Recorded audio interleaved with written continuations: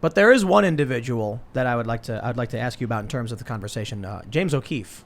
Because if there's one person I think is, the real deal in terms of sticking his neck out and, jumping into the fray, the tip of the spear, as it were, James O'Keefe is fighting the fight and strong, more so than most people.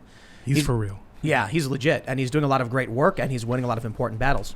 But if you go to his Wikipedia page, you'll notice that it is the most insane, garbled propaganda. It is, what's the word for defamation, but like 100 orders of magnitude larger? That's what it is. And it's amazing because the Wikipedia page for James O'Keefe is very clearly an op-ed. It is not in any way fact-based. Now, my question is, how does Wikipedia get away with smearing James O'Keefe the way they do? And I'll elaborate on this. We've talked about it before. They say not necessarily James O'Keefe specifically. They do smear him, but Project Veritas, they say it's far right. It's an activist group. They produce deceptive video edits, secret recordings, yada, yada, yada, entrapment. Generating bad publicity. It's propagating disinformation, conspiracy theories. Now, all of these are this page from Wikipedia. The citations are opinion pieces. Wikipedia doesn't say it's the free opinion aggregator. It says it's the free encyclopedia, which has an actual definition what an encyclopedia is. So I'm sure there's some kind of argument they can make. Well, look, someone's opinion. Somebody chooses to cite it as as a fact in here. That's not us. Here's the question I have where it gets interesting. If I post a tweet saying James O'Keefe once ate a whole pizza by himself, a large pepperoni, and it's not true, I have defamed him. I have libeled him, right? Only if that's something that would constitute. I mean, that might be a positive statement, depending. Sure. Let's say I said James O'Keefe did bad thing, and it results in him losing tons of money and donors, and it's not true. So he says, here's the damages. You've defamed me. You've libeled me, and I'm suing you for damages. Yeah. Twitter says, don't look at us. That says Tim Pool, checkmark, and the tweet clearly came from him, Section 230, not on us, right? It would be on me personally. If it's your tweet, correct. Right. Well, when I pull up Project Veritas on Wikipedia, it says, from Wikipedia, Project Veritas, from Wikipedia, the free encyclopedia. The name attached to this post is Wikipedia, not John Smith or Bill Hammond or Edgar Allan Poe, literally Wikipedia. I can understand the argument that when someone posts something and their name's next to it, it's their statement. But what Wikipedia is doing is displaying no names. If I want to figure out who added one section to this, I might have to dig through hundreds of pages. No, because Wikipedia has already decided that we have taken other people's comments and crafted it into an article we put our name on. At what point is this Wikipedia speech, especially when they say it's from them? Tim, you've given me much to unpack here, but we have time. First, before I say anything else, I have to say that we also represent James O'Keefe and Project Veritas. Oh. Right on. And we have 2 pending lawsuits that we filed in the last month or so, which earned me ice cream. And my followers will understand that that's how I reward myself, and I've done a great job. That's number one. So there's, on the one hand, I will have to limit my comments. On the other hand, I'm also telling you that I'm biased. But I'm no more biased than I was before because, like you look at James O'Keefe and he's absolutely the real deal. Let's not even. I just pulled up Project Veritas simply because it's very obvious defamation. But let's say literally anything else. Let's say My Pillow. So I'm not sure that Section 230 covers Wikipedia at all. I don't think it's an internet service provider. I don't know if that's been tested. But as you said, whom do you sue? The problem there is corporate accountability. Let me just point out though that the reason we care, I think there's a consensus in the political and policy and internet part that we occupy that Wikipedia is garbage unless you're looking up species of butterflies and the most generic stuff, but anything juicy, it's known at this point to be garbage. But here's the problem. Google considers it a highly authoritative resource. That's why we have to break up Google. Because Google, which is not an internet service provider as such, search engine, Google editorializes and manipulates results for political purposes. And it has a right to do it, just like people also know that Google's garbage. But you know what? I don't want to say the name of the alternative search engine that I use because I don't want to hurt their business. But so if I want to look up species of butterflies, it's fine. But if I really need to get information, I'm inevitably going to end up back at Google and having to use my super brain to get past the bias because these guys, their search engine's not as good. It's not as good. Now, Bing's a little bit better, actually. But it's not the Wikipedia part. It's the way, and this is an aspect of network effects. It's the way that Wikipedia has been baked into Google, and so is Twitter. And there's been extremely little attention paid to the partnership between Google and Twitter. I see what you're saying about Wikipedia. If you Google search someone's name, there's a box that appears and has Wikipedia information, which could be completely made up. And there's been very funny stories about people having their Wikipedias changed by random users, and then it appears on Google, which then transfers to your Amazon or Google device. So you're at home, and then you'll ask your little computer, who was, George Washington? And they'll be like, he was a pancake salesman because somebody edited Wikipedia. The system's fairly fractured, if you ask me. Right. But I think the attack vector in terms of challenging this malfeasance is, sure, you could argue about breaking up Google, but sue Wikipedia. I mean, so as I Lord knows they desperately need your donations. They won't shut up about it. I'm sure it's been tried. I know that I've seen the case captions. I think the issue with Wikipedia is I think they might actually, that the corporate home of Wikipedia is somewhere that's not in this country. It's in some country that isn't going to work out too well for litigation, something like that. And also one that probably is not as amenable to disclosure as the United States. It's not. I don't think it's Ukraine, but it's. So let's think about the problem we're facing there. This is something that I've had a lot of concerns about going into the 2020 election. Twitter will ban a conservative for saying their opinion. An American citizen with a political opinion on Twitter will get banned, but an Australian citizen who has a contradictory opinion that supports the left will be allowed to get all the retweets in the world. So you actually have foreign influence, so long as it supports the agenda of one faction, gaining traction and being protected, while American citizens, I'll tell you this, Laura Loomer might be considered by many to be distasteful, or they don't like her, they think she's bombastic, or just they really don't like her because, because she's high energy, we'll call her that. But she's an extremely enthusiastic young lady, yes. She's an American citizen who has a right to speak and be engaged in politics, whether you like it or not, but she's removed from every platform. Meanwhile, I see it on Reddit every day. Someone will comment on American news, and there's a little Australian, New Zealand flag, a Canadian flag, a Russian flag. Why do these people get to influence and be involved in our conversation, but our own American citizens aren't allowed? I'll do you one better. First, I'll say that Laura Loomer is also my client. Oh, my. Well, good, right on. And one of the things that we tried to argue, and the judges simply, they use Section 230 to just get rid of any. We don't think they're going to be able to do this with the O'Handley case, with the D.C. Drano case, because of the government action. It's just too over the top.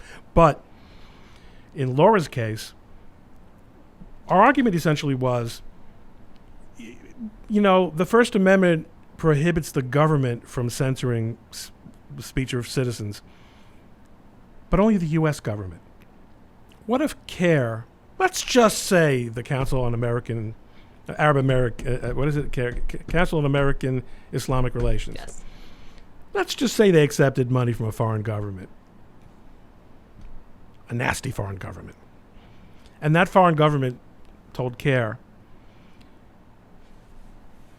here's what you need to do. Here are the voices you need to silence in order for us to more effectively message on this issue. And Qatar, just for example, therefore decides that Laura Loomer should be censored. The First Amendment has nothing to say about that. Twitter takes orders from, we know Twitter takes orders. I don't know about Twitter. We know that there's an issue with platforms and technology companies taking orders from China. Yeah. also from Europe, from European governments that have strict anti-hate laws, right? Well, what we're really talking about here is the fact that the technology companies are themselves not beholden to any particular government. They are bigger than sovereign states. They are more powerful and wealthier than most sovereign states in the world. And libertarians say, build your own Twitter!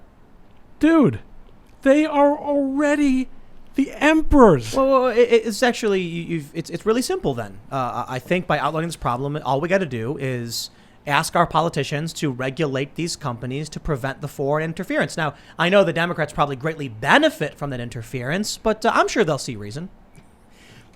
Right? Well, I'll tell you something. On the ColemanNation Podcast, I actually interviewed Representative Ken Buck last week, who has introduced a bill to do just that. And it's a bipartisan bill. Hey, that's great. It's a bipartisan bill. And it is more oriented towards antitrust enforcement than to censorship per se.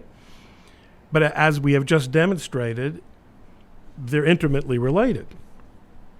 Because if you have the only platform that matters, doesn't matter whether I've got an alternative. It's an I can go into the room with all the beanbags in it downstairs and scream my head off. So I have freedom of speech, but no one's going to hear me. So after I get you canceled because of this, episode of Tim in real life, that's going to be the same thing for you. Imagine if before the age of the internet, Fox News kept putting Vladimir Putin on primetime to talk about how Americans should vote, and people listened and they voted the way he said. I mean, that would be insane.